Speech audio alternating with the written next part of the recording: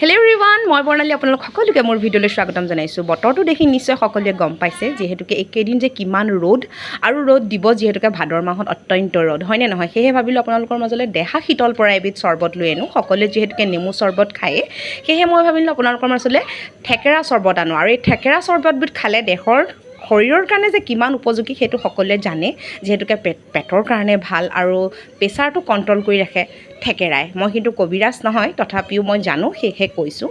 গতিকে পোনপ্ৰথমে আমি থেকেৰাখিনি ৰাতিপুৱা নহ'বা আপোনালোকে ৰাতিয়ে তিয়াই থ'ব।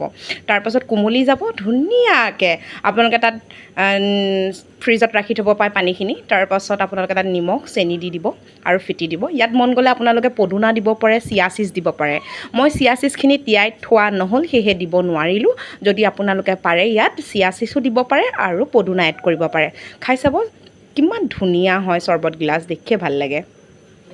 আৰু আপোনালোকে ট্ৰাই কৰি চাব আৰু মোক নিশ্চয় কমেণ্ট কৰি জনাব এই চৰ্বত গিলাচ খাই কেনেকুৱা লাগিছে। বহুত শীতল কৰিব। আপোনালোকে কোনে ট্ৰাই আৰু কৰিছে কমেণ্টত জনাব। চৰ্বত গিলাচ প্ৰস্তুত কৰা হ'ল। ভিডিঅ'টো চাই সকলোৱে তাৰপাছত মই দাদাক দিওঁচোন। যিহেতুকে দাদাই ক'লে কি চৰ্বত গিলাচ তৎকালীনভাৱে বনাই দিবলৈ, সেইকাৰণে মই তিয়াই ৰাখিলোঁ মৰ্ণিং টাইমত আৰু এই দিয়া হৈছে।